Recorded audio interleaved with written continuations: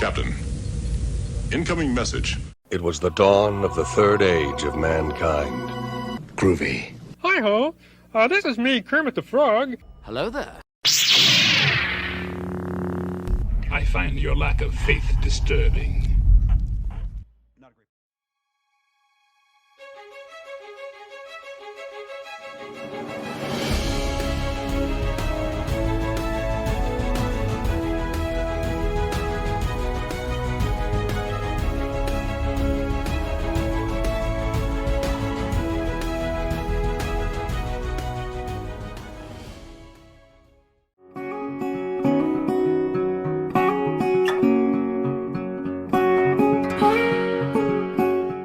Welcome, everyone, to These and Those Sci-Fi Guys. Today, we're actually doing a crossover of These Sci-Fi Guys and Those Sci-Fi Guys. I am Dave, and I'm part of These Sci-Fi Guys, and with me is Chad and John. With Those Sci-Fi Guys is Mac and DT, or Caveman. So... Caveman. No E. No E. No on that E. one. The E is silent. It's Caveman. All right, come on. Off to a smashing start. We are off to a smashing start. But you know what? Hey, really, for those of you out there watching, we literally met like 10 minutes ago. I mean, we were emailing back and forth a little bit, but actually seeing each other's face, other than watching each other's podcasts, we really just met and actually talked shortly. I mean, just for a little bit ago. Yeah. So first interaction right now being recorded. Yeah. History's being made. There you go. History's being made. So, Mac, why don't you tell us, how did you guys start out with your podcast? Oh, okay. So first of all, number one, I want to say thank you for having us on and to entertain this whole idea that with me reaching out to you. And congratulations on you guys for your first anniversary. So wonderful accomplishment there. Happy for you guys. I started podcasting back in 2016. Another friend of mine came to me and said, I want to do a podcast with you. And we figured out a concept. It's still up. It's called Entwined Podcast. And it was a very, very produced podcast where we do history, we tell history stories, and we take two different elements in history and we showed how they were actually connected. And the big thing about that show was it had a nice aha moment at the end. It was fun to do. Tribune Broadcasting actually listed it as one of 2016's best new listens. Problem was it was so much work to do. The more production you have, it was at least 20-25 hours a month of research, writing, production, and everything. So that lasted a little over a year. And then I hung my microphone up, and then 2021 comes around. Well, 2020, I reached out to DT. He can explain that, but he and I were texting back and forth about a lot of sci-fi stuff. And then a year later, he reaches out to me and he goes, hey, so are you still podcasting? And I said, no, but what's up? And he goes, I think I have an idea. And I think DT can take it from there, fill in a couple of the blanks there and everything. So, well, for starters, one of the things you failed to mention is that we grew up together. So yeah, well, that's how we met. Is that something you asked us? That's the next question. We lived up the street from each other, and we were the only kids in the neighborhood who were, let's just come out with it, we were the only sci-fi nerds in the neighborhood. So we kind of bonded over a lot of, it was the early 90s, so a lot of Star Wars, all that. But, we've kept in touch over the years. He's, when I moved around with the Army, he's out on the West Coast, so we were very rarely in the same time zone. But back in 2020, I was on my last deployment, and I got COVID really bad. I was medevaced out of theater to a military hospital in Germany and spent 3 weeks in ICU, basically struggling to breathe. And one of the few things I had in that hospital room was my phone. and a charger. So I was able to get some messages, and well, when I was having better times, I'd check. And Mac was one of the guys who checked in a lot, which I'm forever grateful for. And I being so exhausted and fighting, it was hard to focus on anything longer than maybe a 10 to 15-minute video on YouTube. So I ended up seeing some of these reaction videos and people podcasting about the Trek, Star Wars, Battlefy, Battlestar, whatever I was curious about at the time. And I was like, I think this is good, but I have different thoughts, and it ended up leading to, I had quite, I would shoot a note to Mac about something. I was just thinking about this episode from Deep Space Nine, and this was my thought as a 12-year-old when it came out, and this is my thought as a 40-year-old, and then we kind of bounced back and forth, and then as I was getting ready to retire the following year, and I had a little bit of free time on my hands, I reached out to Mac about it, kind of thinking maybe I would tackle it myself, and then he's like, "Sounds interesting. You want a hand?" And to be honest, hoping he would volunteer to jump in too, because I wasn't sure if I was going to bite off more than I could chew. And so in August of 2021, we launched our pilot episode, and we've knocked out. We're closing in on 170 episodes right now. Almost. I'm going to close in on 3 years here soon. So it's just been a fun thing for us to do. I'm on the East Coast. He's on the West Coast. So it's always late at night for me. But it's been a great way for us to keep in touch. But also, it allows me to classify going to see the latest Marvel movie or latest episode of research. So Yeah, research. Oh, I love it. yes, That's great. Kind of our- Go ahead. You were saying something? no, that's pretty much our story. That's where we are now. All right. Well, for us, ours kind of started. Well, I guess because I'm the one that started ours. I have always enjoyed podcasts. I really got into them really during. It was actually before COVID. I actually used to listen to a lot of. As you can see from my cup here, I'm a big football fan. I'm a big Tampa Bay Buccaneers fan. So I was listening to a whole bunch of them, and a guy I know from there. We had talked several times offline. And actually, I went on there. Sometimes they would go live, and then they're like, "Hey, if you click on here, you can come on live." And then just started talking on that, and it's funny. Yes, I am an extrovert.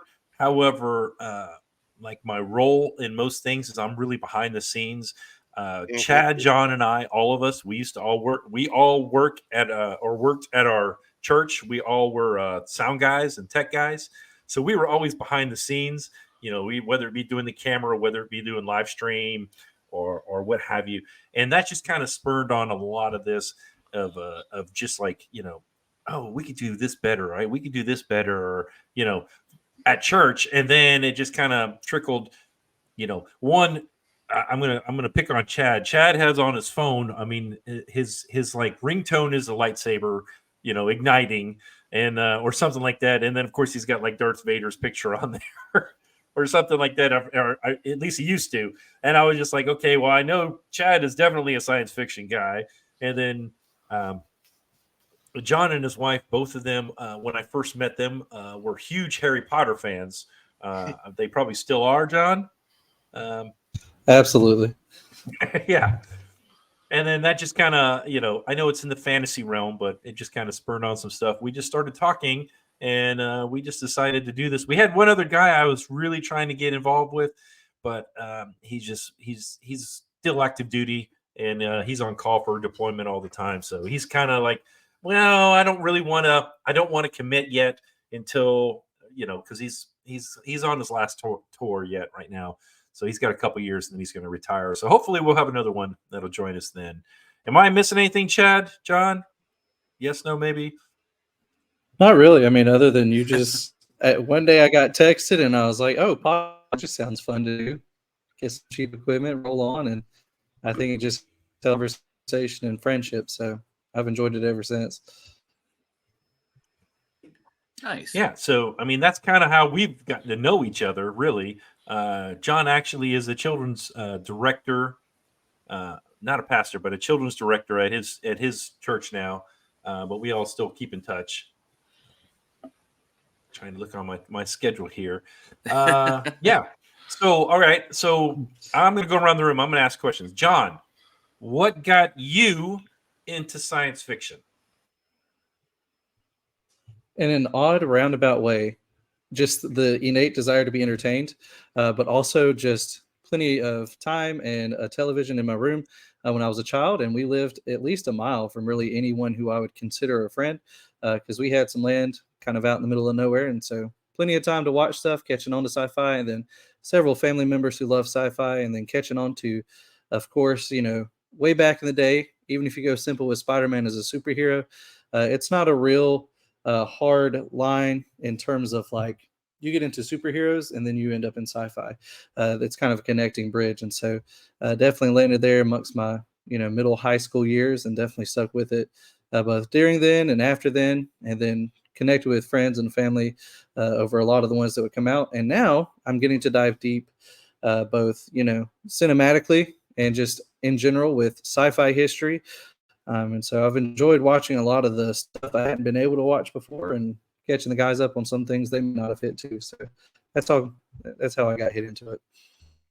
Yeah, he likes it a lot because he gets to say, "Oh, I get to add more to my iTunes not iTunes, but is his Apple movie library." Oh yeah. So how about you, Mac? Why don't you? What got you into science fiction?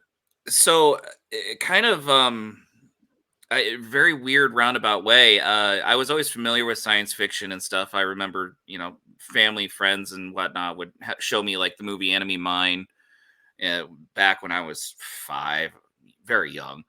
And I was aware of Star Wars and everything, but I wasn't a science fiction person until when I was 10 years old. My uncle got me an introductory book to astronomy, and I was just hooked from then on to astronomy. I got a telescope. I was, interested in looking at the stars all the time, and I was reading Sky and Telescope magazine. Watching TLC for all their astronomy specials and whatnot. And it was literally science that got me interested in science fiction, which is pretty much the opposite of how I hear it a lot of times when it comes to scientists and engineers and whatnot. They see science fiction first, and then they say that got them interested. It was really the opposite for me. So I noticed Star Trek: The Next Generation was my introduction to see, oh, they've got a lot of astronomy elements here. That'll be fun to watch. And I literally watched it for the science aspect, and then got sucked into the story and the philosophy of it. And I was like, oh, there's a lot more here to digest, and I'm all in. So So you're young Sheldon then, right? I wish I was even a 10th that smart, but yes. So my wife and I worked actually out that way. That's the show we're actually watching right now. Is we're just going through the series, and because we'd really for years we never watched Big Bang Theory, and and then for some reason we're just like, oh, let's just, because we like to watch just goofy stuff. We just don't hate us, but we just recently finished watching The Love Boat, of all things. Oh no, that's a good show. And we watched it just because we wanted to see the different characters of different people, and it's like, sure, and then we just laugh at it like, really, you're gonna get married after a three-day cruise? Yeah, okay, I can see that a lot. All right, yeah, that's funny. Yeah, okay. Chad, why don't you tell us what got you into sci-fi? That's about this. Whoop, wrong button. That's not me. Wrong button. It's about the same. I was maybe a kid and cousins that grew up in the 70s that saw Star Wars in theater that had the tapes. All the series on tape. That was from New Hope to Return of the Jedi. So summers we'd be watching those. I watched those, watched He-Man and Lord, there's a lot of stuff. But just kids, I relate more to it. I was more introvert. I was more, hey, I can sit here and watch this and get into it and love it. And like I said, that's what brought me to, hey, I love computers. I love to try to do stuff. So that's more than just it's computers and love of sci-fi is what I like to do. Cool beans. All right, DT, your turn. Why don't you let us know what got you into science fiction? Not a whole lot different from Chad's, actually. I was a child of the 80s, growing up watching He-Man and Transformers. So there's some sci-fi, fantasy, hell, even G.I. Joe. A lot of those cartoons that we all grew up watching, or those in the 80s kind of grew up watching, those ones were very sci-fi and some fantasy related items. Just getting up on Saturday morning and watching episodes of the latest iteration of the Super Friends. Watching Superman, Batman. Why not, right? I mean, who wouldn't want to be Superman? Faster than a speeding bullet. Stronger. Almost impervious. Or Batman, ultra cool. Disappear.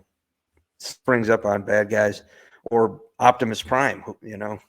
Like one of the best examples of selfless leadership in the 80s TV. So, I mean, that stuff was kind of my cornerstone as a kid. And I want to say, I think my parents were like, maybe you like Star Trek, because I remember Nickelodeon was running the reruns of the animated series. So I would watch those. And then I think my parents took me to see Star Trek 4, one with the whales, because it was supposed to be light, not heavy, and something that you could take a 6-year-old to. And, kind of just started building on from there.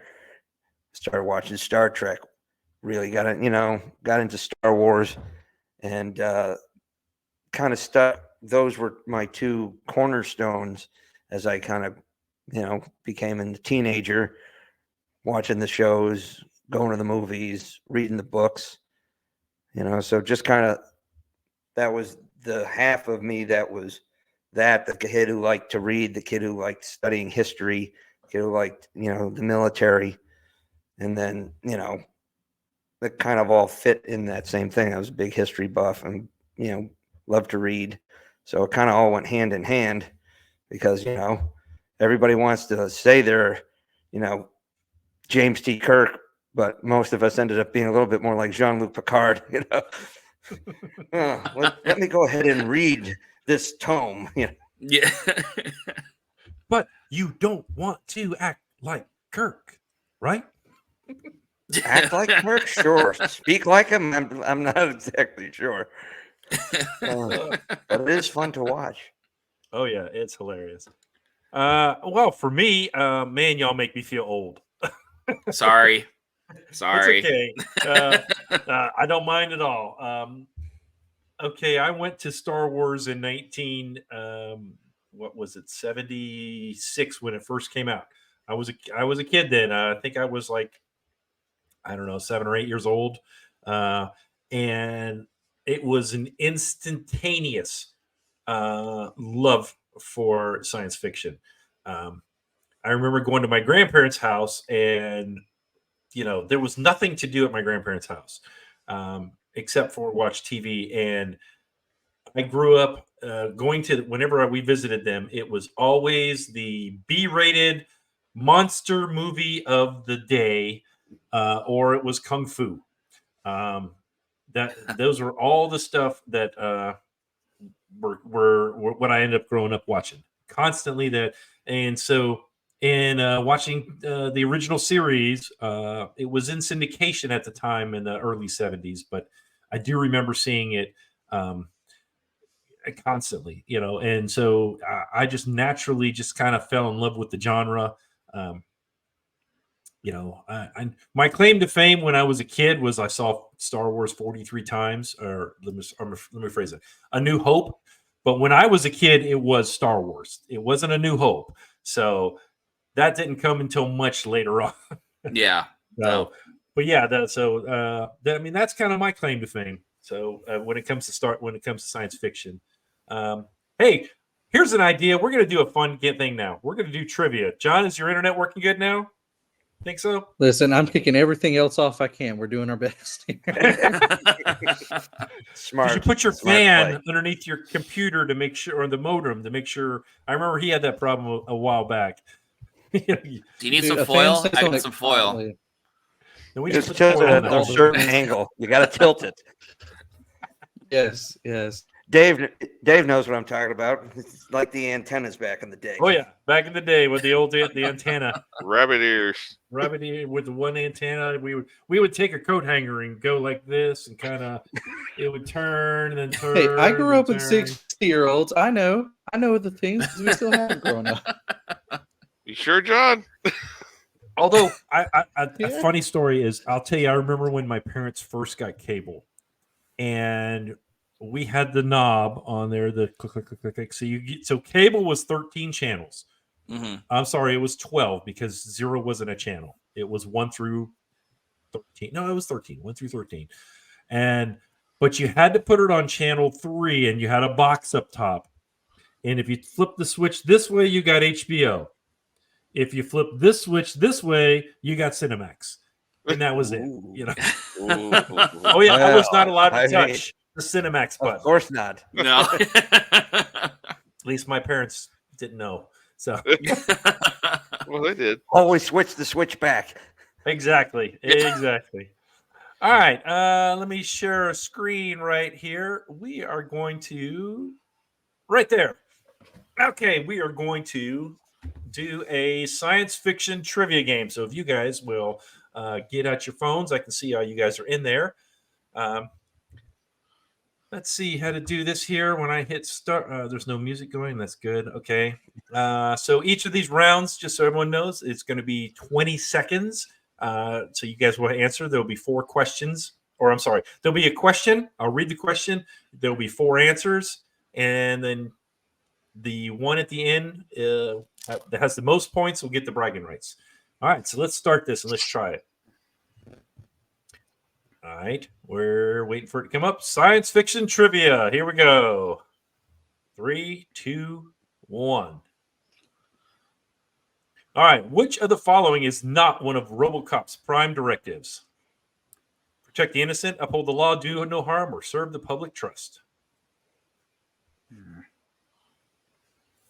All right, 2 of you said we're incorrect. 2 of you said serve the public trust. It is do no harm because he will kill somebody very easily. All right. That was a very that was an Isaac Asimov thing. I blame myself for this.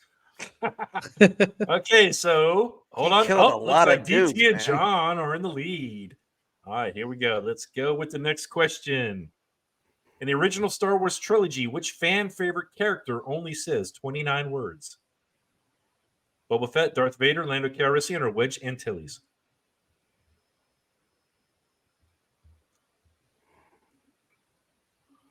The answer is Boba Fett.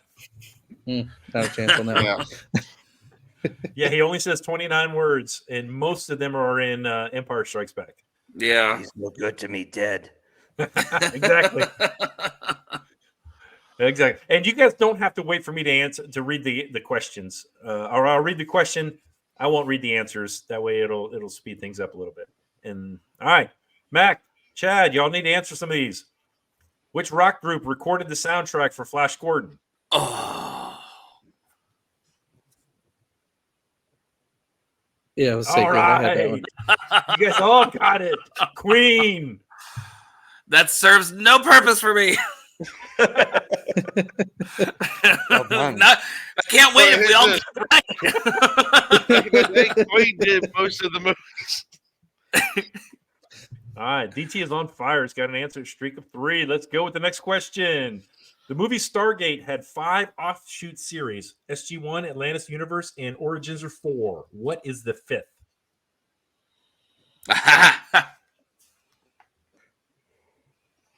Infinity is what most of y'all said. And you guys were Hey, Mac, right. how's that? It How was does that actually a look? cartoon. That was an awful cartoon, by the way. It was horrible. It was so bad. Have you guys ever read any of the Stargate comics? No. I've got a couple of them, and they're nothing to do with SG-1 or Atlantis or any. It's just basically the Stargate is the only thing that makes any sense. So, does it take place in like 100 years in the future and whatnot? No, it's current. It's like okay. Wow. Yeah, they must have had very limited rights to this. I think so, because none of the characters. So okay, let's go on. All right, next question. What is Ripley's first name in Alien?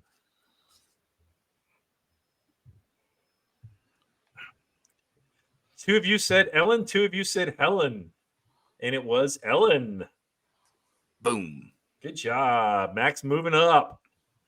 Those Although no Sci-Fi one's Guys have catching it. DT at this point. All right, next question. Peter Weller played RoboCop and this B movie cult classic title character.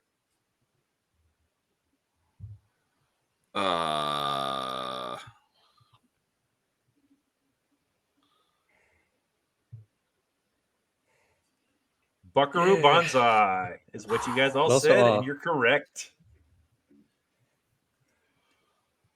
All right, next question goes. Who is the leader of the Dinobots?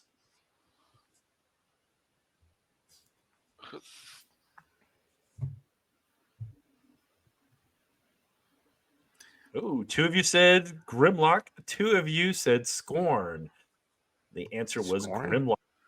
Did anyone else hear Grimlock's voice in their name in their head when they answered that? Yeah. Grimlock, fight.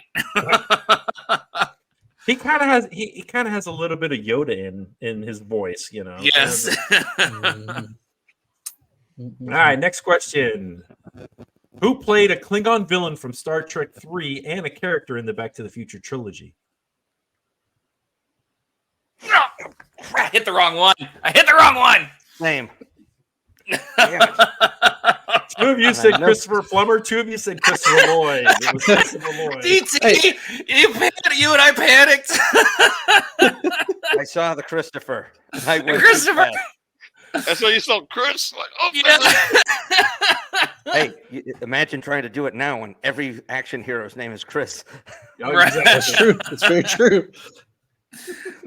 All right, next question. Number 9 of 37.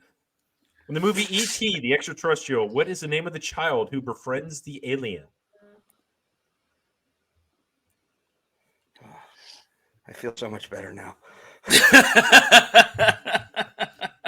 Hey, everybody got that one. Elliot. Good job. Elliot. I heard that one too. Yeah, who didn't hear that one? All right, next question up is, what is Thomas Anderson's hacker name in The Matrix?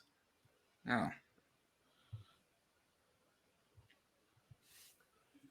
All right, only one of you got it wrong. Someone said Morpheus. Can anybody else at least hear Hugo Weaving's name in this voice? Mr. Anderson. Oh man, this is too much fun. All right, this is a lot of fun. This is where details kill me. The TV series Stranger Things. What is the name of the parallel dimension?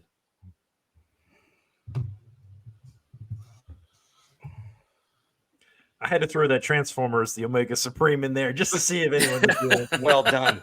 You guys all got me. Good job. Because that's the only one I knew.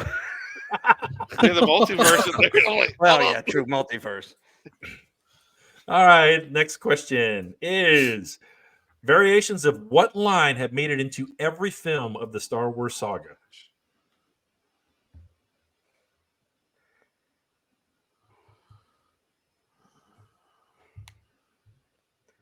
And you guys all got that one. I still think Ryan Johnson was full of crap when he said that the only reason why you didn't hear it aloud was because a droid said it. And Yeah, Wait, that did he doesn't really work. say that? yeah, he said BB-8 said it. Questionable. Yeah, that doesn't work for this. Okay, questionable, but I googled a lot of these. Some of them I knew. So, all right, next question. What character speaks in the first line of the original 1977 Star Wars movie?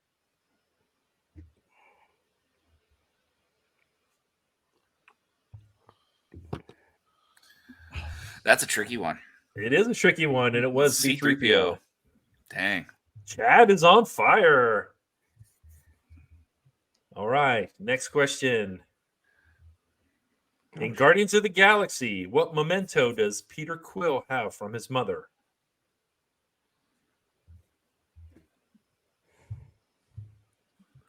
I know. Okay, that listen, was I was pretty looking easy. for Walkman.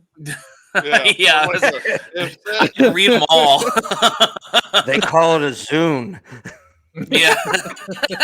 Apparently, everyone on Earth's listening to them. Yeah. All right, next question. In Back to the Future, people keep mistaking Marty for a member of which military division?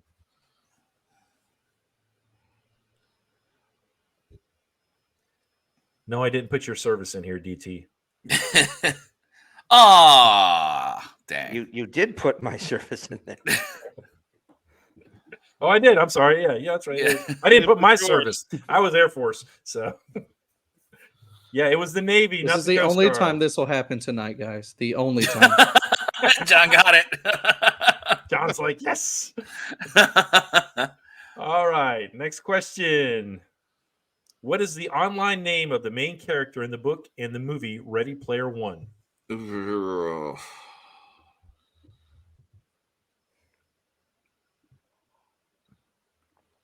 Nope. All of y'all got it wrong. It was Parseval. Artemis was the girl. Anorak was the wizard, and Sorrento was the bad guy. I saw that movie exactly I thought once. Sorrento was a Kia. Yeah. I want to apologize for my friend DT.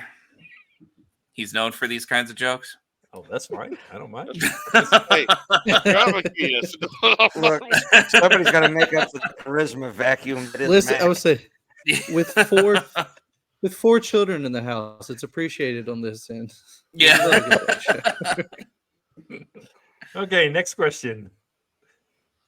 All right. What movie was considered a spoof of Star Trek? What, Star Wars isn't on there? That would be Spaceballs. Yeah, that'd be Spoof? Spaceballs. Homage. Tim Allen. Oh, yeah. All right, next question up. What is the first U.S. science fiction TV series to last longer than 7 consecutive seasons? Oh,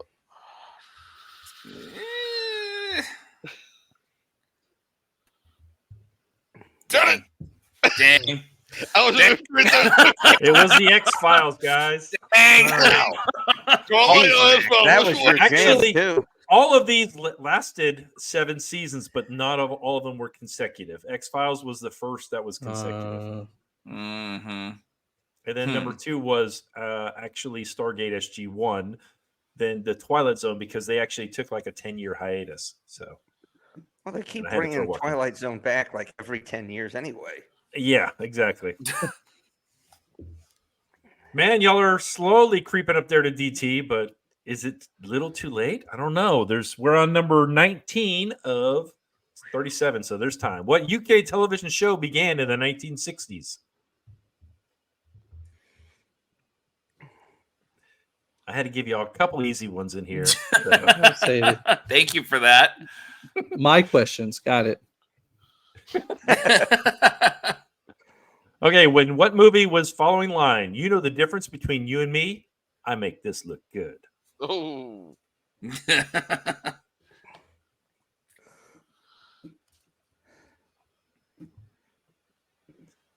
That was Men right in before he Black. slept Chris Rock, right? No, it was, Whoo! Ouch.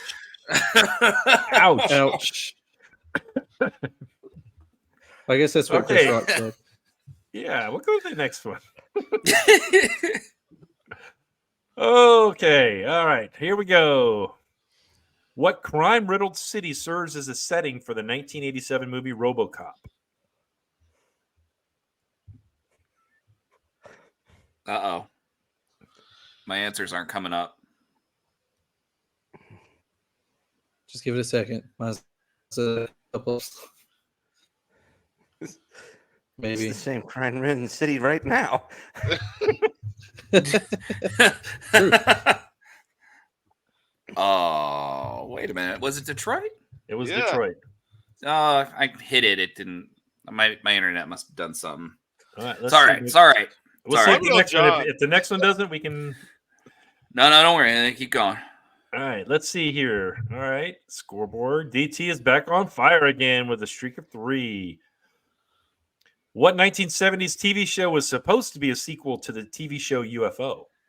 Ooh.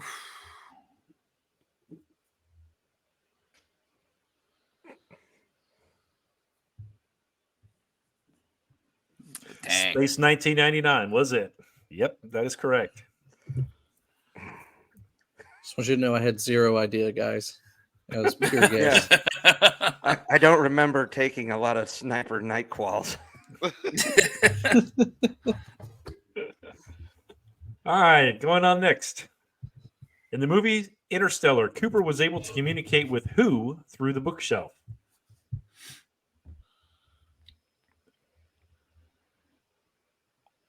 This is a pure guess. I was gonna say, I know our two guys should know it because we've done this movie. It would help me if I remembered the names. Again, details, guys, not it for me. Right. Still, how can you not know? I mean, he said her name Oh, 9,000 times. Murph. Isn't it a drinking game? Yeah, Isn't think it it a drinking is. game? it should be a drinking game. How many times he said Murph? I've never saw the movie, but I knew his daughter's name was Murph just because of that. Oh. Well, I mean, If you want to, Are if you we ever sure? want to watch a movie on bad parenting, watch the movie Yeah.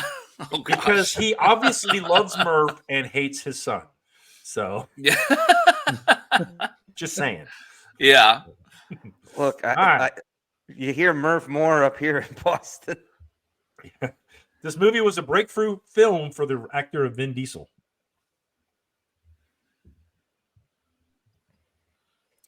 Really? Like, was Fast it? and Furious? Who put it? Who is it? I think by the way, I he's mean, I laughing, remember it's him got Saving to be Private Matt. Ryan, but you know, Yeah, he was in that too. I forgot Well, about actually, that. Yeah. if you look at all the answers, he was in all these movies. Yeah, no. So Hey, listen, why I'm trying- I wasn't the one guy this time, though. I'm just proud of that. Did the Iron Giant come out in 98? I don't know. Yeah, That it can be came out looked the up. year after look, Pitch nobody's Black did. perfect. Plenty of you guys missed some other shit. I've missed all of it. Language. Okay, what character was revived from a 1929 comic strip to make it into a TV series after the movie Star Wars premiered? Huh.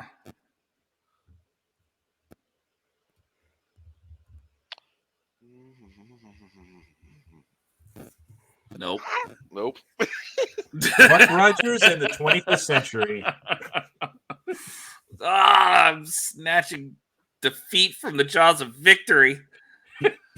It's a story of my life. Here we go. Let's keep going. Keep going. In the 1960 movie The Time Machine is based on a book by which author? I can't miss this when I picked the movie. Yeah, come on, John. He I loved will. to My read. internet doesn't come on. Wait, did they build did they build a religion around this guy? Not this guy. Not this one. Oh, okay. Not this guy. Oh, did somebody not get it? John, I got it. Yeah, my internet. The one question I'm guaranteed to get in this thing. Oh, no. Oh man. I had a lot of fun figuring out these questions. I can tell These are you. good questions. I appreciate this. Yeah, All right. there's quite a few I don't know. In 1980 movie, what are the phrases "greetings program" and "end of line" used?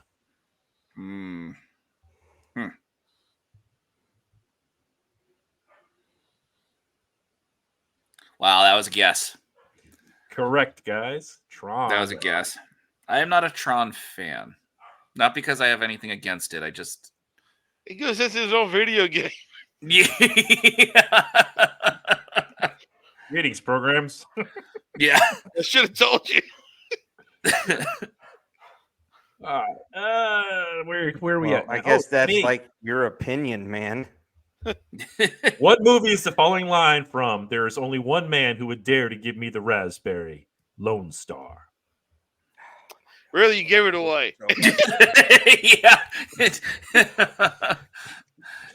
If it didn't say Lone Star, I would have had to think about it. Okay. I love that Note to movie self. so Take out much. All right. We're zipping right along here. What is the name of the main character in the Terminator franchise?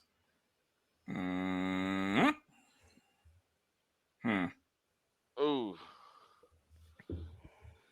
Whoo! That is up for Sarah debate. Connor is the That is up for name. I was debate. thinking that. I'm like, Sarah, God, which one?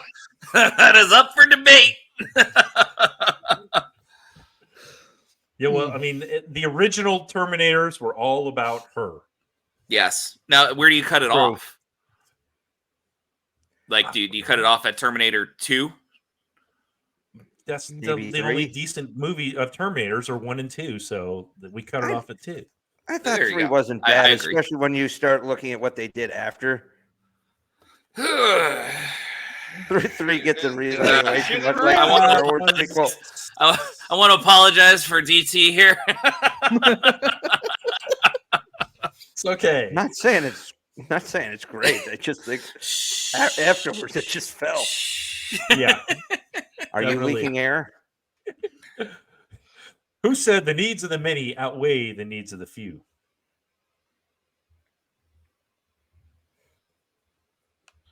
Oh, shit. Oh, you're gonna shush me?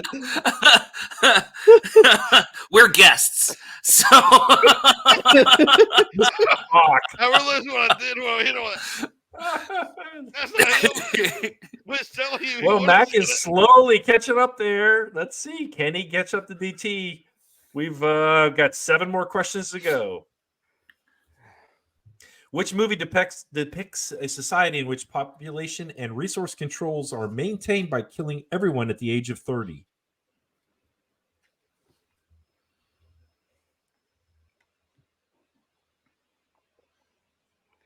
I was just thinking about District 9 today, by the way. Logan's Run is the correct answer. Blade Runner was a good number 2. Yeah, I haven't seen Longos Run. So.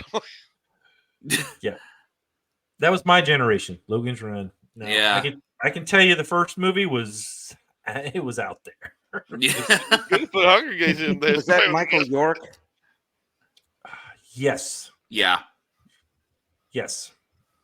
Okay, next question. In the movie has the line, or as the good Reverend would say, why we are on this particular mission, we will never know.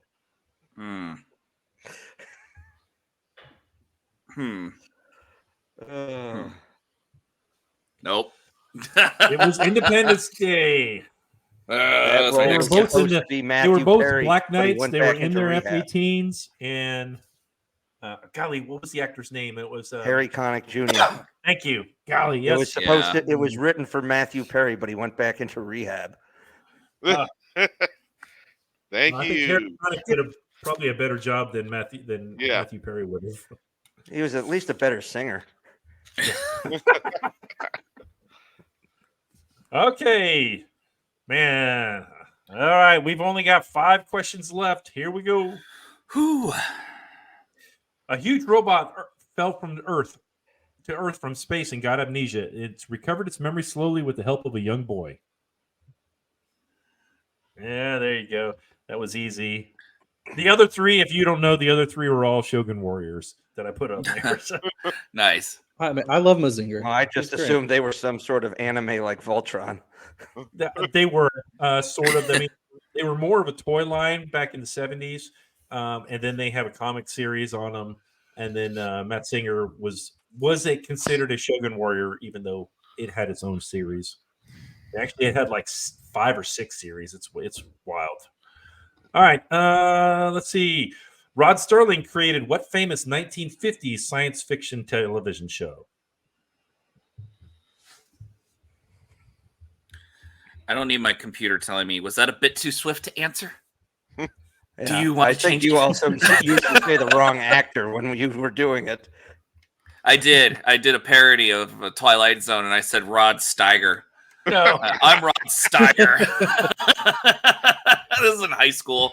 Oh, DT's dad turned to me while watching the video. He looks at me. He goes, "That's Rod Serling." Like, I'll never forget that quick that correction that he gave me. Oh, that's funny. He still likes you. Oh yeah. Okay, next question. What was the name of the science fiction show about Sam Beckett in a different body each week? Enterprise. Okay, You know, it was actually, him. Quantum Leap was actually coming.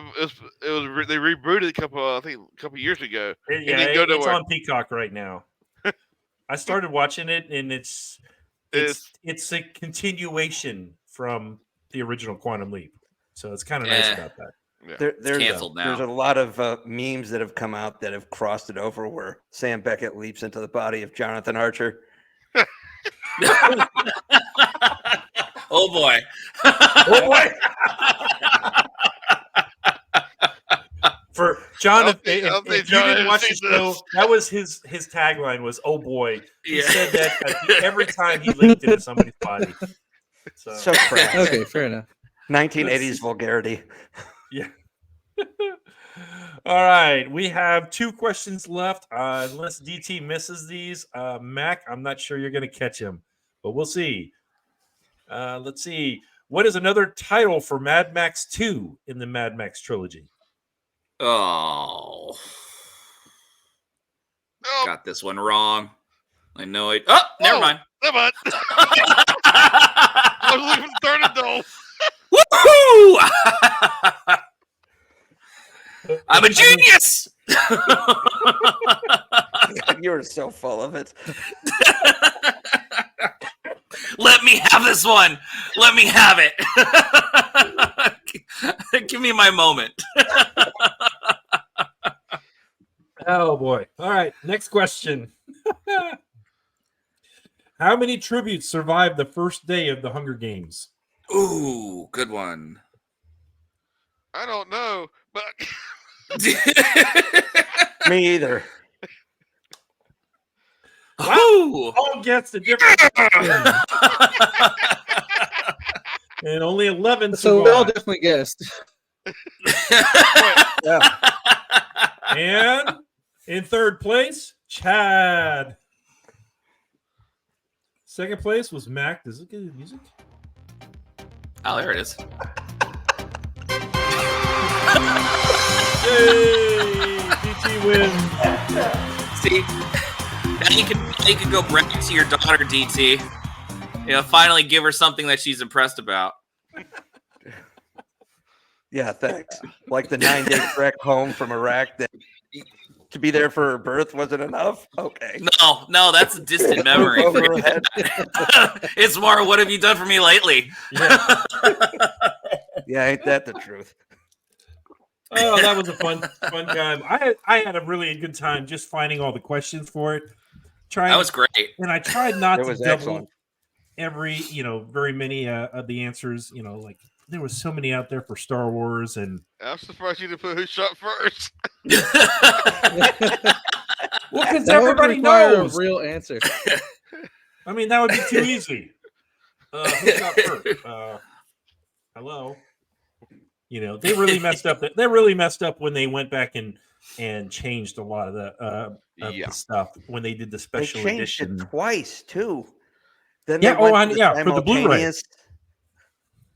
Like, yeah, they did. Greedo shot first, and then they did it simultaneously. And then the third time, they changed it for a third time to say McClunky. What is that about? What is McClunky? I don't know. Han shot first. I don't that's know. He all. kind of sounds like the guy in your unit who you put all the extra duty on. Oh wow. Bartender Okay. did it. So, all right, here's a question now. All right, if you, let's say, all right, I took, you know, hey, I know I'm a big guy. I don't think I would be able to take most of y'all down, but let's just say I took you down and I kept you in a headlock and I took you down to the tattoo parlor. All right, you had to get a tattoo right now, and it had to be something science fiction. What would it be? It could be a show, it could be a face, it could be a lightsaber, it could be whatever, as long as it's science fiction. Starting with John. Go. What did you get? Of course. Right now, my answer would definitively be the dark saber, but maybe inside the Hope logo, you know. But that dark saber is just a sick looking thing. I think it would translate super well. I think it'd be a good minimalist logo, just kind of there. And I definitely think just that idea of you have to fight for it to get it. I think it just translates really well into a tattoo. That sounds really cool. That's a good DT's answer. like, yeah, I like that's that. right. All right, DT. All right, how about you? What would you get? He's got me thinking now. You know what? I think I had an original idea, but a new one would be cross lightsabers. Go on. Yeah. It's kind of like your hat, you know. Hold on. Yeah, if you'll bear with me.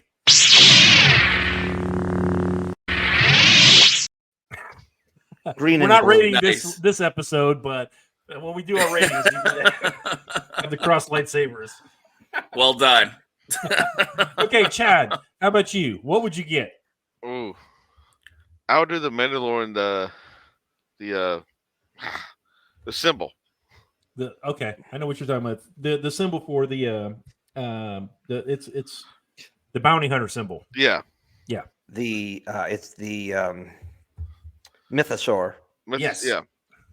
the one that Boba Fett wore. Yeah.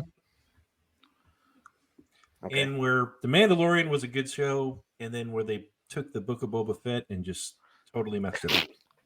But You mean the book of the Mandalorian? That's in those last for couple another episodes?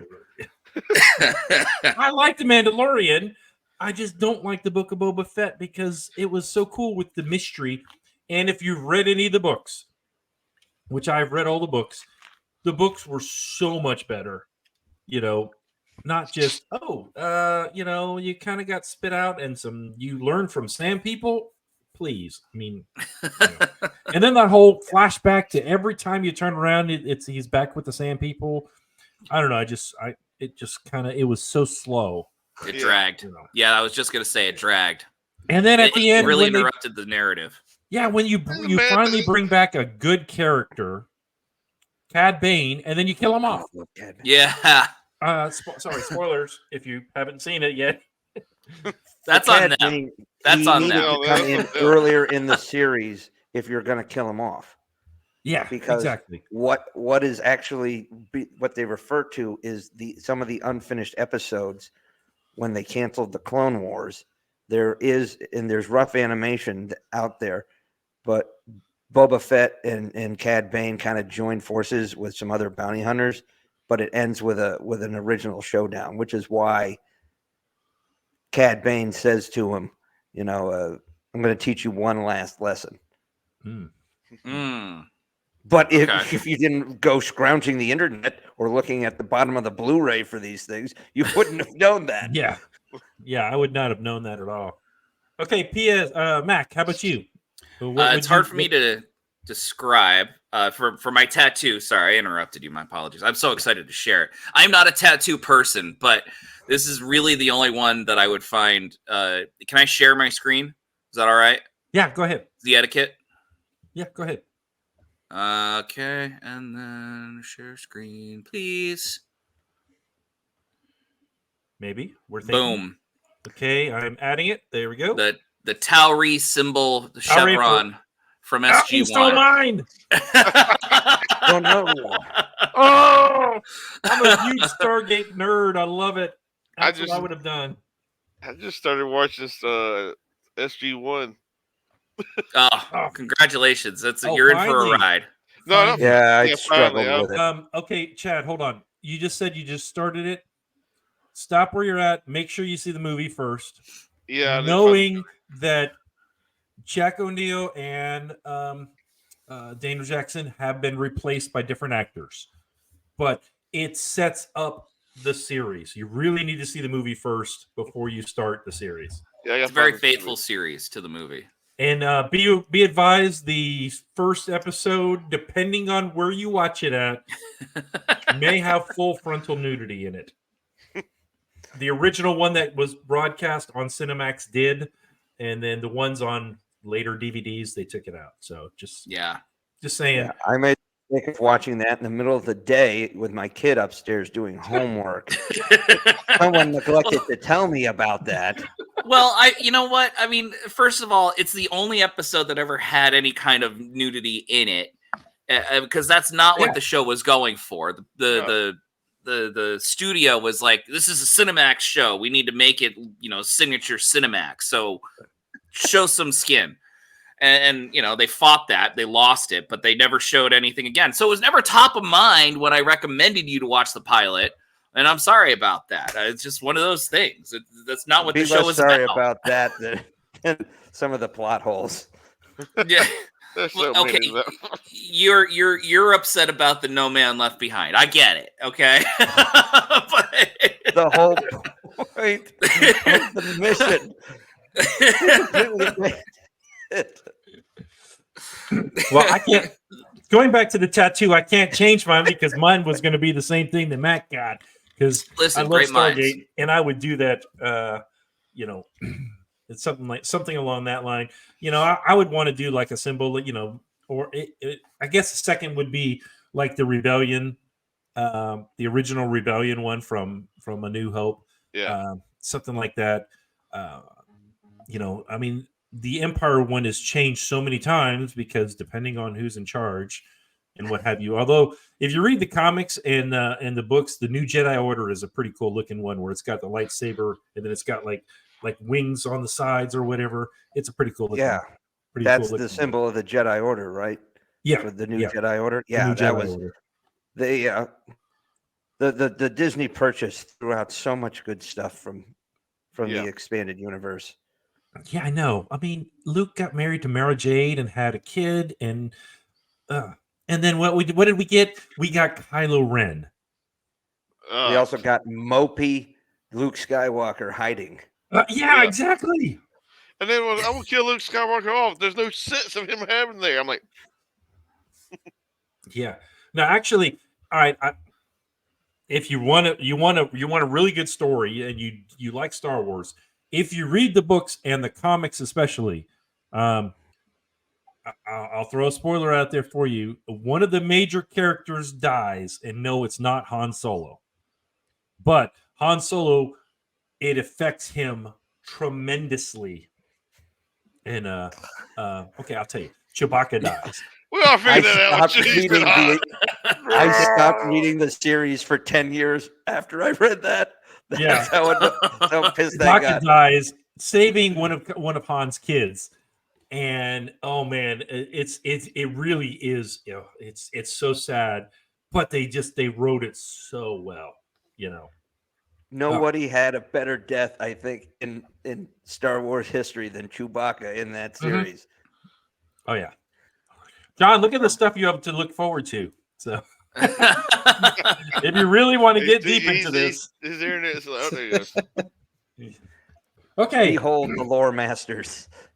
Well, since we've been talking about movies and TV shows, okay, if you could be put into any movie or a TV show, what would it be? And to follow up with that is, what role would you play? Would you replace a character or would you be an additional cast member?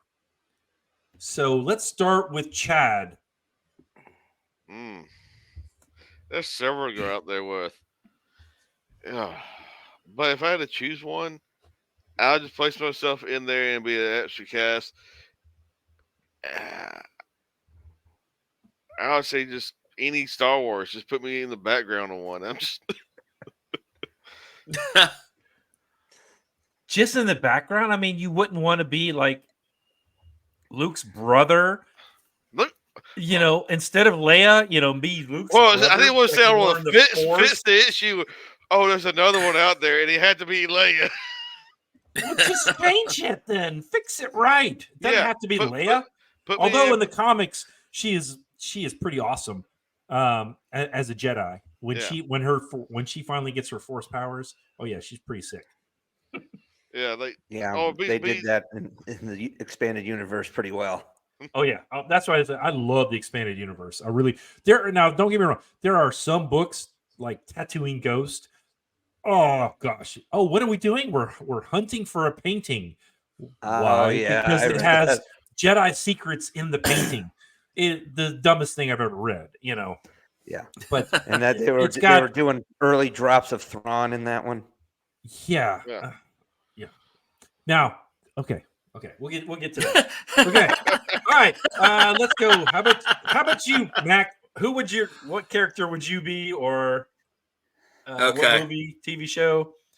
You look like a Trekkie, so I'm thinking you want to be part of Next Generation, don't you? I thought about that. That was it was a tough one. I thought about that, but then I was also thinking, all right, real world psychological damage. What are the risks here? And literally, those people in TNG are superhuman. And I just want to bring up, one aspect, and this has been shown throughout the series and Deep Space Nine and everything. The issue of what is reality, like Riker being caught in frame of mind, not knowing if the play was a reality and if he was really a prisoner and his entire Starfleet career was just a figment of his imagination. O'Brien being put into a 45-minute jail, but in his head, he lived his entire life scrounging for food, and he killed his jailmate and whatnot. Those are deep psychological moments. I don't think I would be truly happy with. So I'm going to go with this is a deep pull. Squad leader Lieutenant J.T. Marsh of Exo Squad. Oh, like there's not any sort of psychological issues with the genocide of humanity? A little different.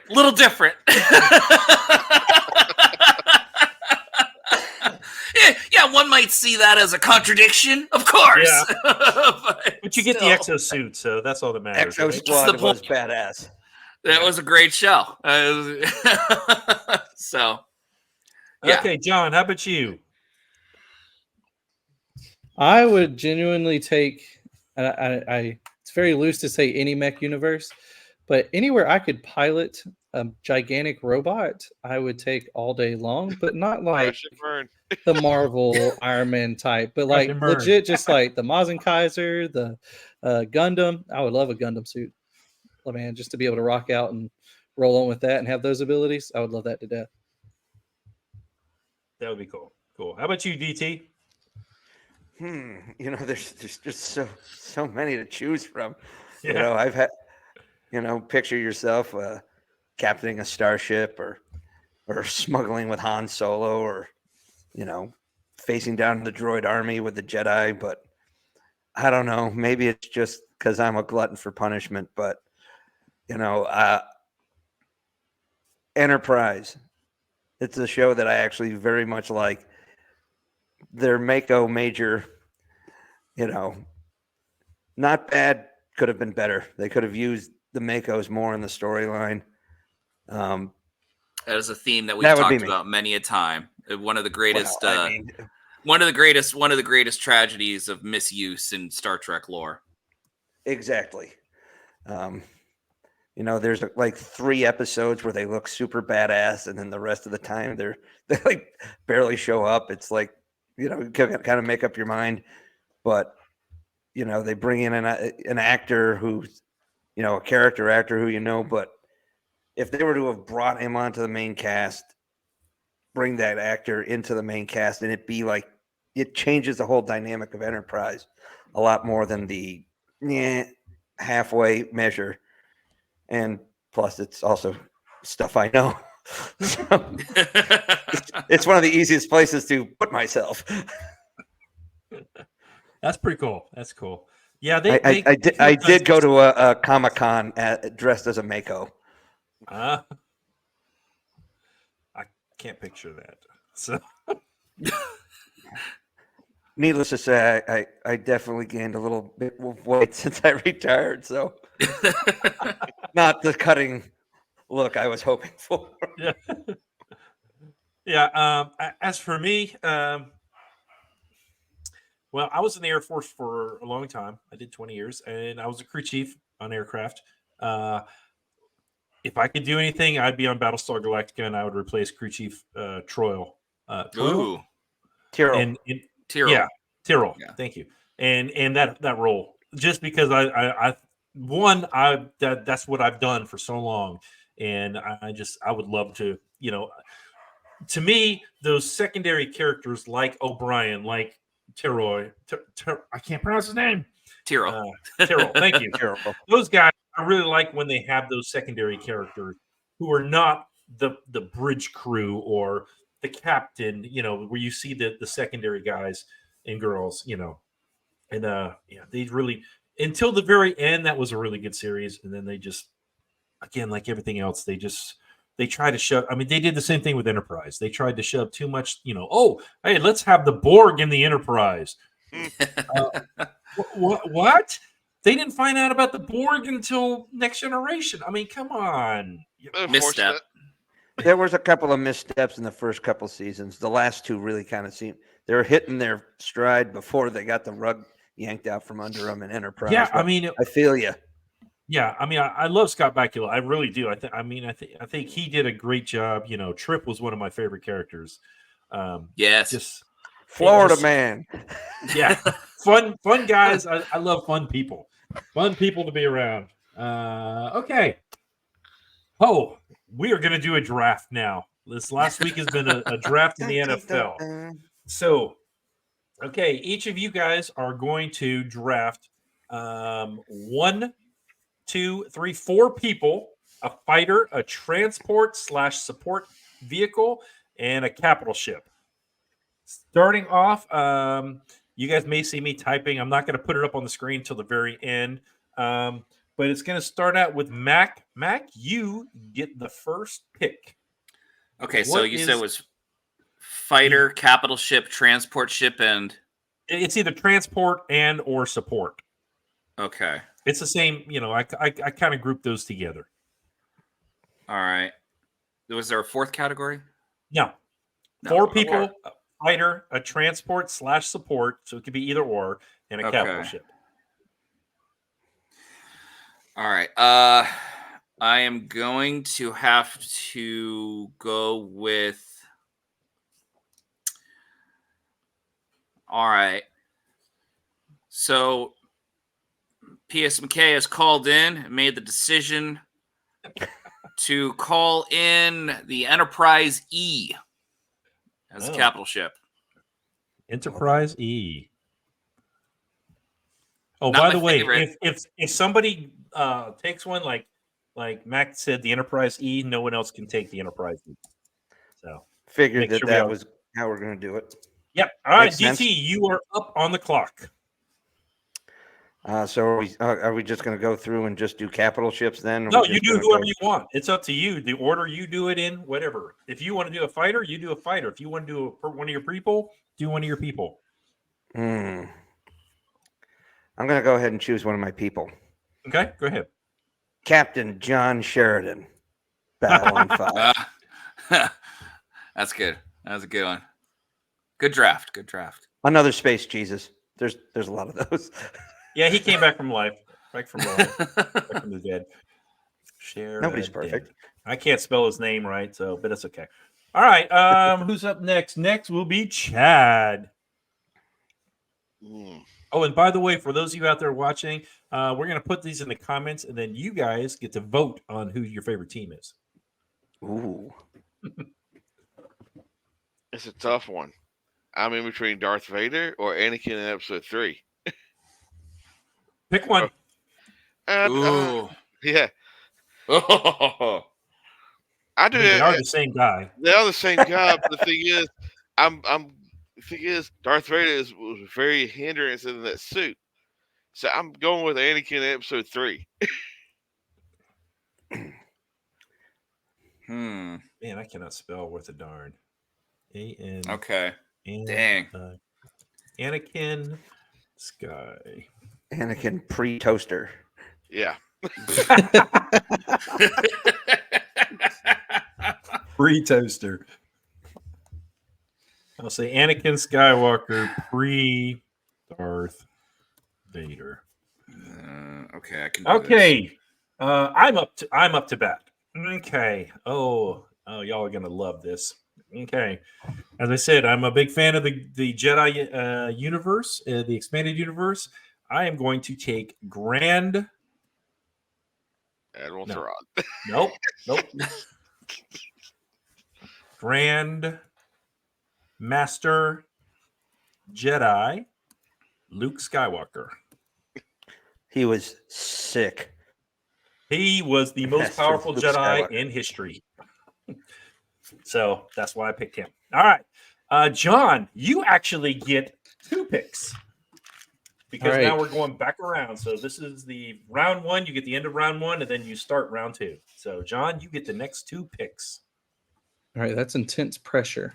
But I know for at least captain's ship, I want to go Super Star Destroyer, just for sheer immense size and power. I mean, they can definitely get in contact with a lot of folks really quick, and they definitely carry a lot of firepower on board. So I think that's what I have to go there. Now, the second option, y'all are already killing me on certain people. So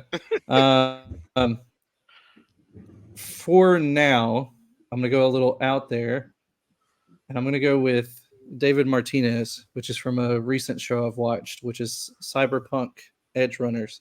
A man can handle a whole lot of cyber tech and do a whole lot of things with it. So, okay, what was the name of the show? Cyberpunk Edge Runners. I'm looking this up. Super speed, and then as the show goes on, some super strength and other things added in. So, Anime. Okay.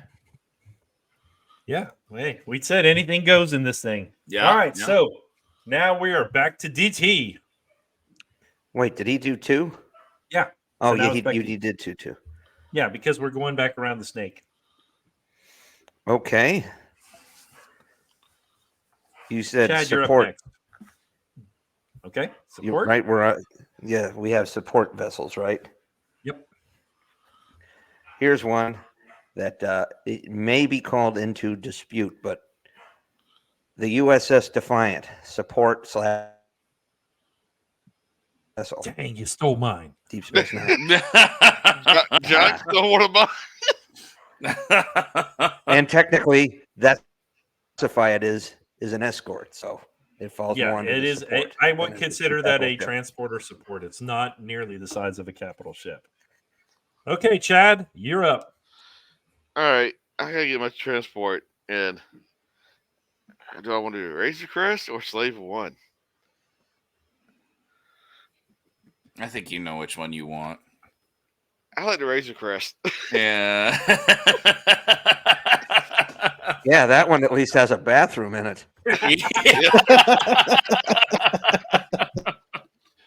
Yeah, right. Okay, I am up. All right, my next person. Oh, hold on. I got a little sheet here. What do I do with it? My picks. Okay. My next pick will be a T-1000 Terminator. Dang.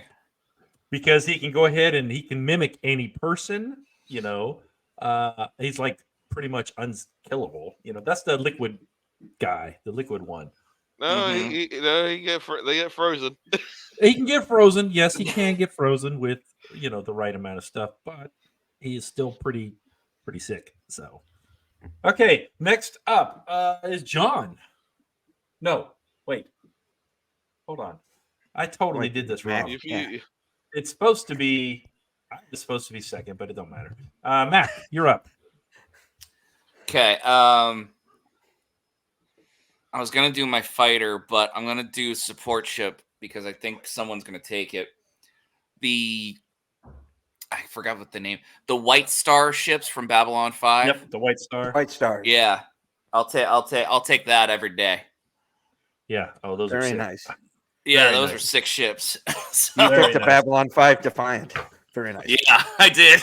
Well, you took that, and I was thinking maybe I could go around and get the Valiant, but I'm like, no.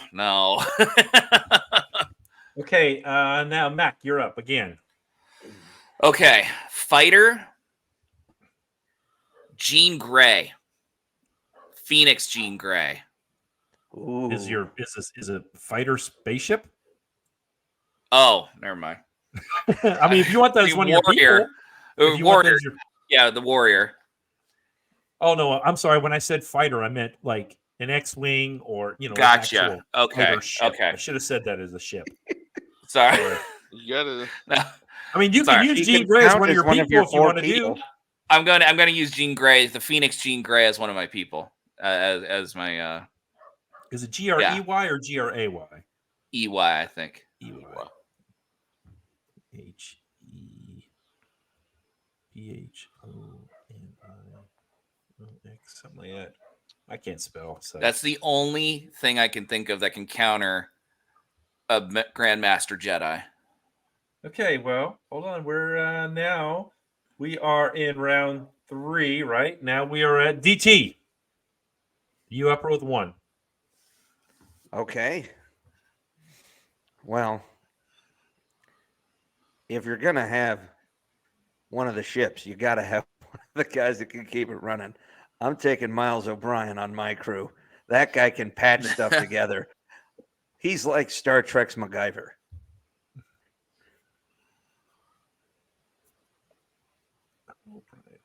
Okay. Miles O'Brien it is. Chad, you're up. Trying to think here. I always like the look of this ship, and this is I never saw it on a Star Wars movie or a show, but it was on a video game back in the 90s. You stole it. It was the TIE Fighter. It was the one that got the split. It's almost like the wing was almost like the TIE Defender. A Defender? You would know. Or either the Interceptor or the Defender. I think it was. Hold on. Oh, you might be thinking of the Interceptor. It's got like the forked wing. Yeah. On either side. Yeah, okay. That's the Interceptor. Yeah, I think it's Interceptor. I looked it up. Okay, TIE Interceptor for you. That is pretty sweet. That's a nice pick. That's a good looking ship. Okay, next up is me. Well, heck, I better take it now while I can because I want the TIE Defender. From Rebels. No, I want the one from the Grand Admiral Thrawn designed. Yeah.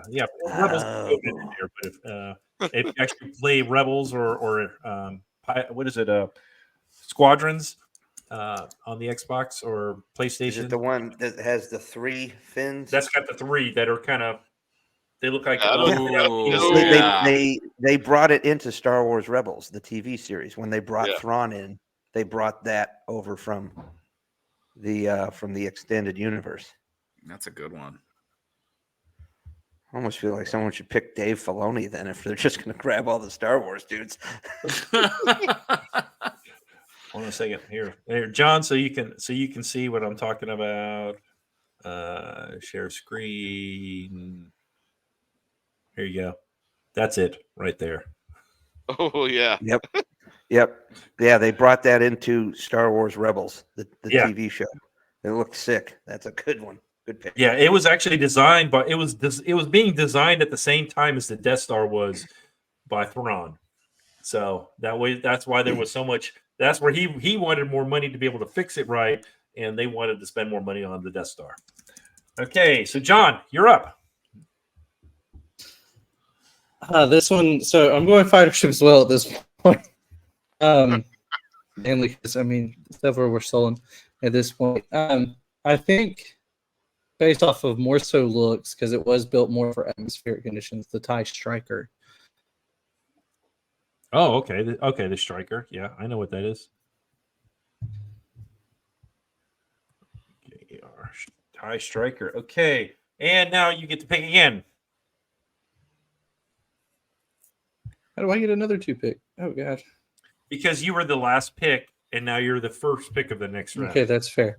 So you and Mac are the only ones that are going to go back to back at some times because Mac did the first pick. So fair enough.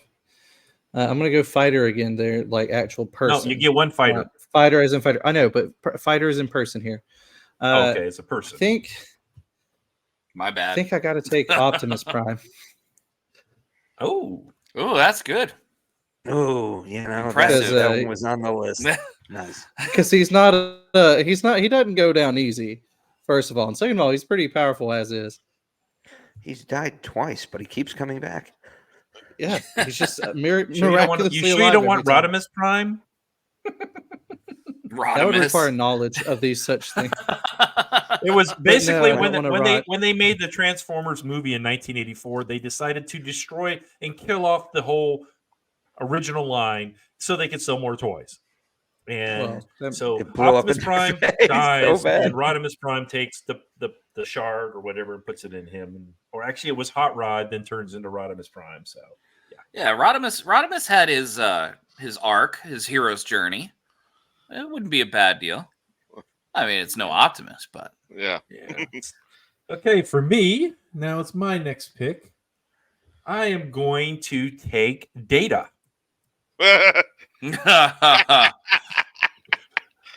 And his emotion chip is off. Nice. As far as I'm concerned. So less annoying Data. Gotcha. Less annoying. Well, I wanted somebody that was smart enough to figure out and fix things if there's a problem, Yeah, good call. Dang. Okay, next up will be Chad. So I'm gonna do a capital ship. This is from episode 9 of Star Wars. The Strong class Star Destroyer. This is the Darcy, the one that's got the power of the Star Killer base. Oh, okay. What is that called? The Sith Star Destroyers from Exegol, right? Yeah. Extron, SYSTON class. STYSON. XY, like XY, X-ray, Yankee. XY, okay. STON. STON Star Destroyer. Yeah. Okay. All right, Chad. So all your ships are done. You just need people. Yep. All right, and now it should be DT's turn. Okay. I'm going to take this fighter while the getting's good. I'm just taking the hot rod, man. I'm taking X-Wing all the way. Get classic from the original trilogy or the souped up one from the from the sequel trilogy. Yeah, I didn't like the sequels, but I did like Pose, that black one. That was that was a sweet ship. Had the reduced engine.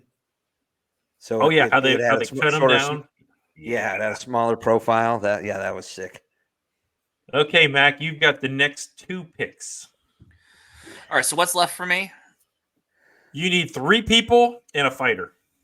3 people and a fighter. All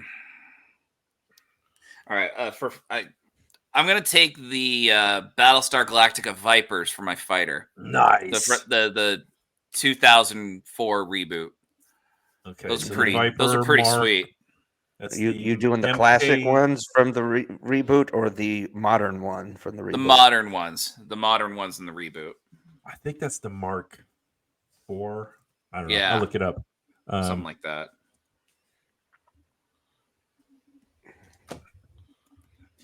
Okay. All right. Now, what's your next pick? When are your people? Okay. I'm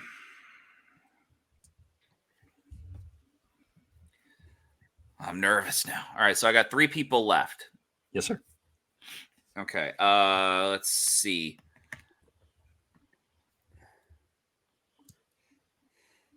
I'm going to go with Professor Xavier.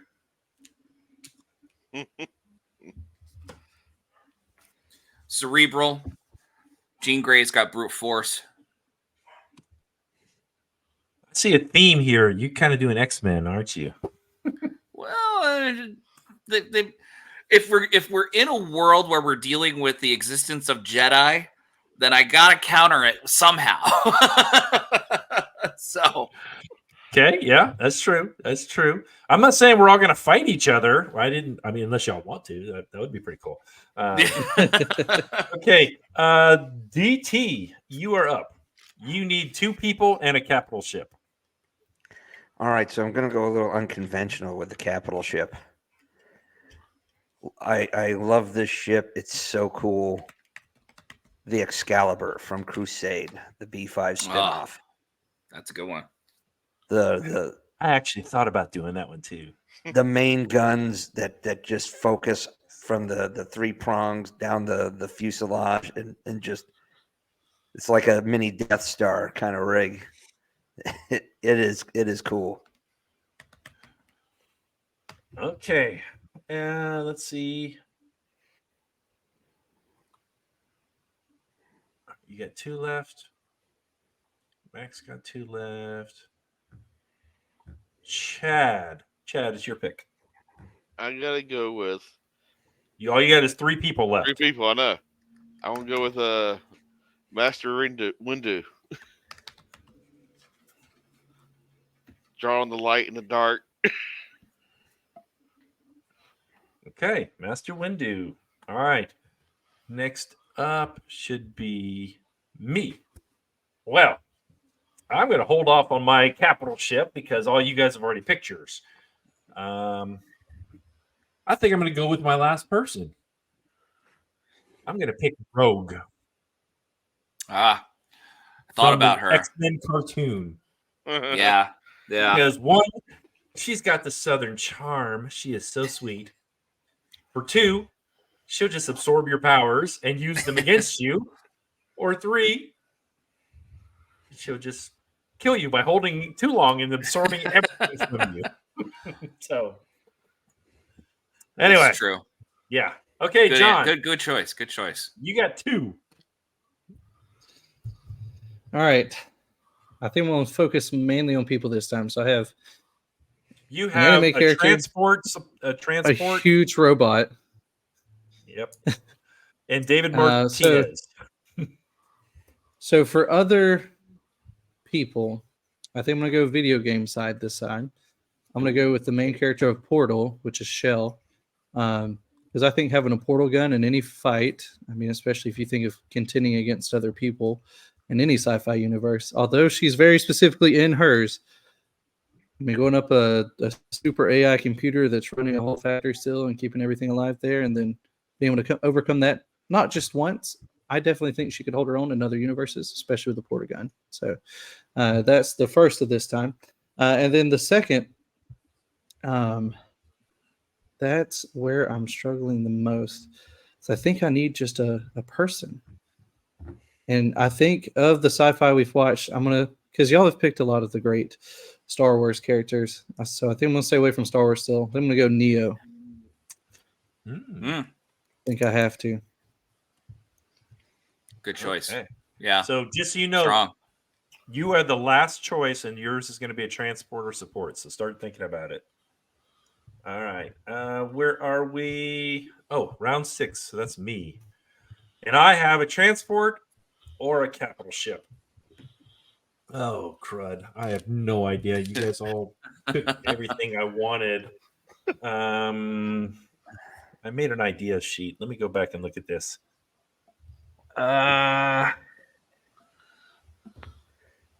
Oh gosh, yeah, I really wanted the Defiant.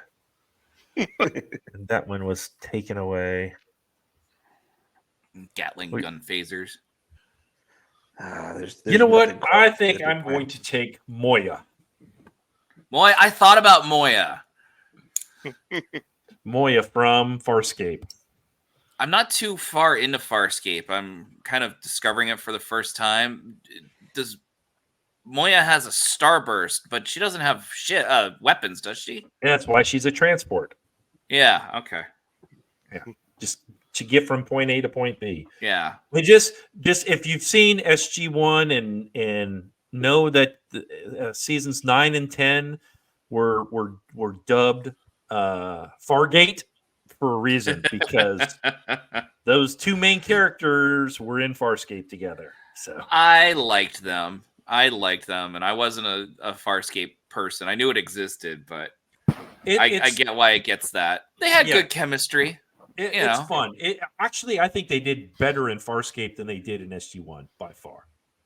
Well, yeah, they've got a little bit of a Acting-wise. more mystique to them. Acting-wise. In that. Yeah. Okay, Chad, you're up. You got one person. Well, you got two actually. Got two. But I got to go with since you got Rogue and you can't touch. I need somebody that shoots far away. I'm gonna do Boba Fett.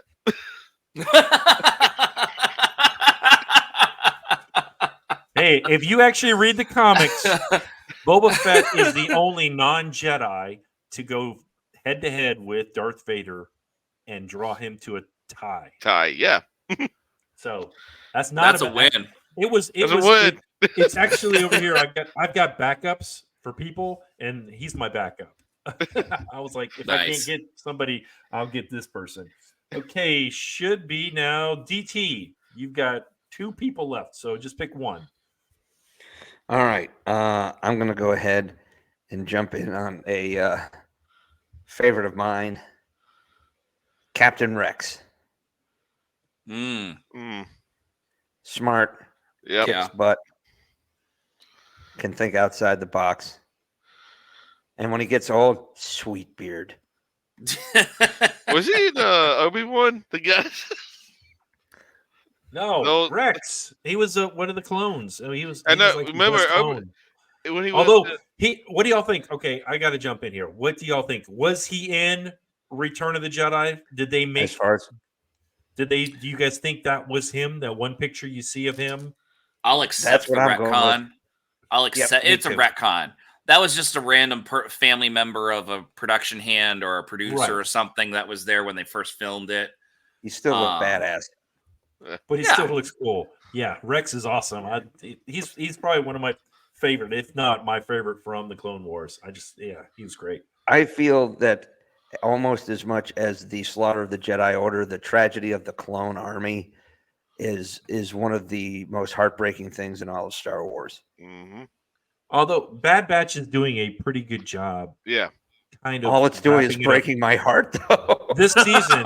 Although, if you read the comics, and the problem with the comics is Karen Travis did a series on this, and she wrote 5 books, and the 6th book was supposed to close all of it out, and they never wrote the 6th book because right as that time it was getting ready to be written, Disney bought it out and said, "We're changing everything." So. If you read any of those series, it's called Republic Commando. Any of those, and they actually talk about how the clones have a defect which will allow them to age rapidly after a certain point, and then how they're trying to find a cure for it. So, I mean, it really is good. But the way they've done Bad Batch has been pretty good. Although I'm not a fan of Omega, and then they kill off Tech. I mean, come on. Hold up. No. Sorry. Please don't. Spoiler. Oh no! Oh no! Oh no! No. I got caught up. I finished season 1. I guess there's 2. Oh, I'm sorry. I thought you were caught up. My fault. Nope. Sorry. Blood has been drawn. Okay, Mac, why don't you go ahead and give us your last 2 people? All right. So Much of the same vein, we have these awesome ships and whatnot. I need someone to help make it go. So I'm going to pick Geordie LaForge. DT and I have had an active debate on who is the best engineer in sci-fi, and it has vacillated between O'Brien and Geordie quite a bit. But you don't have to take our word for it. No. And then I also want someone who is a good outside the box thinker, uses the environment around them, and a good philosopher too. This will be a little bit unorthodox, but I'm going to go with Dr. Phlox from Enterprise. I do like Phlox. Okay. And I'm out. My wife prep. gave me a cameo from John Billingsley for my birthday. Oh, cool. He sang to me. It was wild. Oh, wow. Okay, DT, your last person. My last person. Well, there's a lot of chaos in the universe, and everybody else here seems to be, grabbing at least one person for their crew who's, OP. So I'm just going to go ahead and grab Scarlet Witch because no one is more OP nor chaotic like Scarlet Witch. You can take the comic version, the Disney version, whichever one. They're all batch crazy. I thought about her or Doctor Strange as one of mine too. I was like, ooh, I don't know. Yeah, the power hitter. Yeah. Oh, wait a minute. We still got Chad. Still has to go now. Chad, you still got one more person. Yeah. You said something that just made me thinking. But no, you good, because the thing is, I need somebody to really pilot these ships, but I also want somebody that's a very good fighter too. But he can't. He's very good in black. I'm going with Riddick. Okay. Okay. Yeah. That's a good Nicely movie, done. Pitch Black, by the way. Well, yeah, it was.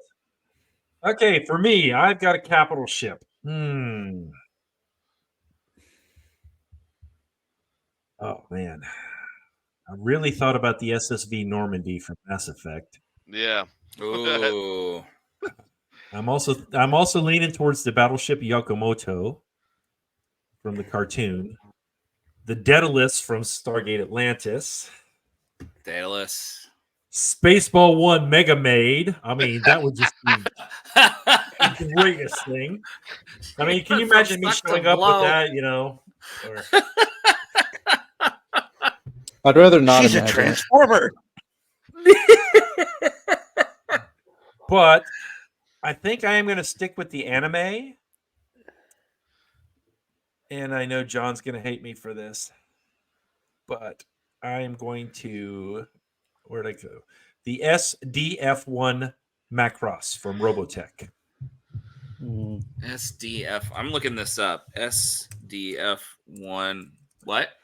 Macross. Macross. Basically, it's a ship that turns into a giant robot.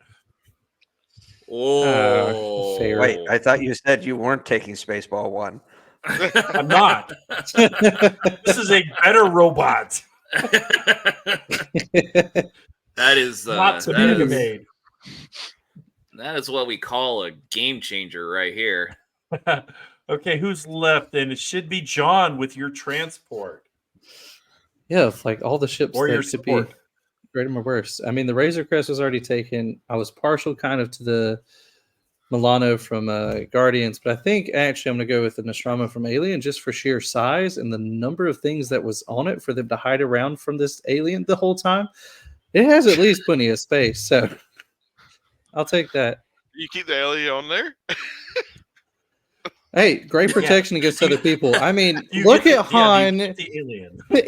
In the I know as bad as the last three, like the modern 3 are. they were great defense, those aliens he was carrying on the ship. So I mean, I'll take that all day. We'll leave the alien on the ship. I can hide somewhere else. Okay, please ignore my spelling. I'm going to share this real quick. No one said the TARDIS. I mean, See, I would have been that be a partial good- to it, but support Hey, I Mac. wasn't so sure of. Mac, you Yeah, know see, what one was a good one? What? The Saratoga from Space Above and Beyond. Oh, that would have been good. That was good. Dang. Yeah. Now you see, actually, for a support vehicle, I really thought about a Stargate Atlantis puddle jumper. You know, Oh, that would have been good too. because they're small enough where you can have like 6 or 8 people in there, Yeah. and they can cloak. They've got some awesome weapons, and they can operate Stargates. So Exceedingly versatile. Yeah. yeah. Okay. So here's John. Here's who John has picked. John picked David Martinez, Optimus Prime, Shell, and Neo were his team. He is using a TIE Striker support vehicle of the Nostradamo. I can't pronounce it. And his capital ship is a Super Star Destroyer. Next, I'm diverse, if nothing else. Yeah, next up we'll go DT. DT has Captain John Sheridan, Miles O'Brien, Captain Rex, and Scarlet Witch is his people. Fighter is an X-Wing. Transport ship is the destroyed USS Defiant. I mean, because it did die, didn't it? Yeah. USS Sao Paulo. Yeah, which they renamed. Which they renamed. Carpet Did down. it Defiant, yeah. Yeah, And they put purple carpet in. from Babylon 5. Next up, we will go with Mac. Mac has Jean Grey, the Phoenix, Dr. Phlox, Geordie LaForge, and Professor X. That's a strong team there. I can tell. Yeah. I'm sorry. With a Viper, the modern one, I think it's the MK4. I don't know. With a White Star and the Enterprise E. Oh, I think you've definitely got one of the best ship setups. Did I do John? We did John, right? Yes. Chad, Anakin Skywalker, Master Windu, Boba Fett, and Riddick. He is using a TIE Interceptor, the Razor Crest, and the Exxon Star Destroyer. And then for me, I'm using the Grandmaster Jedi Luke Skywalker, the T-1000 Terminator, Data, and Rogue, with a TIE Defender, Moya as my transport, and the SDF-1 Macross from Robotech. That's a good distribution right there. Yeah, I was like, I kind of want stuff. So anyway, we're going to put all these eventually once I get them spelled right.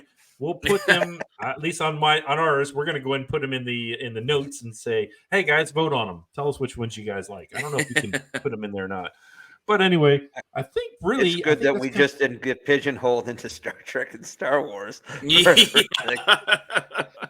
Well, I mean, you really could have, because there were so many things from Star Trek and Star Wars that you Agreed. could.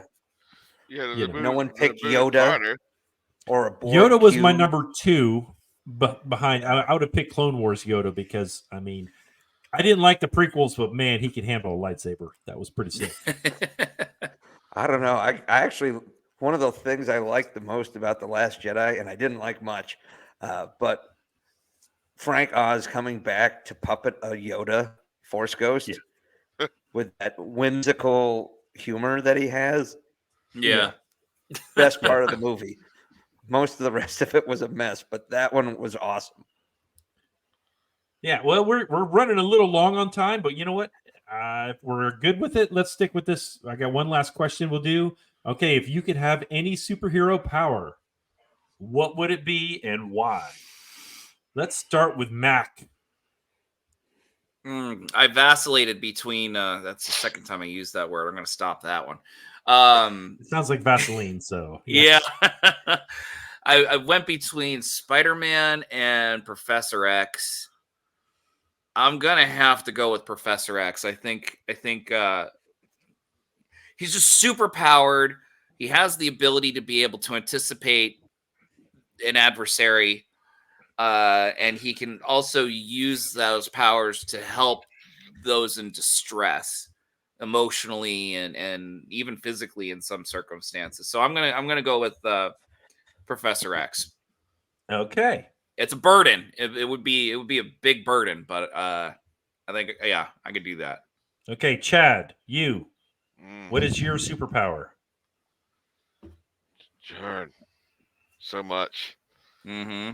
I don't want to do no time change. My stance, you change time, you gonna affect something. So I think I'm gonna go with something like Jedi, like Grandmaster Yoda, or something like just a force. Use the force. Okay. We'll go with that. John, how about you, buddy? So I'm going to kind of modify Professor X because I think I want a superpower of mind control that allows me to quote unquote give someone else superpowers, as in like control their genetics to the point they become a mutant, but I'm the only one that can control the superpower, like with that specific limit on it. So I could raise up a whole army of superpowers and just be me. I think that would be borderline my diabolical. go-to. It could be. It very well could be, but we got an insight into John here, everybody. it's the fighter you must watch out for. This is very It said superpower. It didn't say good. Yeah, no, that's true. That's true. Okay, DT, how about you? You know, I'm going to take a little bit of an unconventional, and I'm going to actually use a power that comes via a totem. The Green Lantern power ring, which grants, flight, defense, all sorts of, whatever your mind can come up with to fight crime, to save lives, to, apparently make yourself have a green animated suit. Yeah, as long as it's not. Plus, it also comes with a great, code that you have to use. I don't know. I always found the Green Lantern powering the power that comes with it, the ability to manipulate via your will, manipulate energy via will power. It's actually pretty awesome. Yeah, if you go by the comics and some of the even the superhero friends, I think I remember Green Lantern was on some of those way back in the day. Is if you go by that, he's a great character. If you go by the movie, not so much. The Justice League, from the DC animated universe of the late '90s, early 2000s, they used John Stewart, Green Lantern, voiced by Phil Lamar. He was really good, and you got to see a lot of interesting use of the Green Lantern Corps in their ring powers. So, yeah. Love Ryan Reynolds, not that movie. Yeah, exactly. We just watched Free Guy with Ryan Reynolds in it, and he was really good in that. He was great in Deadpool too. Yeah. Oh, love Deadpool. Well, I'm going to take a little unconventional one in mind. You guys are going to laugh at this, most of you guys, because I know most of your ages. I'm taking the Zach Morris superpower. Timeout. Son of a gun! Take the time out and then manipulate whatever you need to manipulate to make sure that you're in the clear. Then the time in. I totally forgot about that. Time. You're fixing whatever needs to be fixed, and then you're coming back in. Wow. To me, I mean, that would be a great power to have. I think you apparently win. The power of breaking the fourth wall as well. Yeah.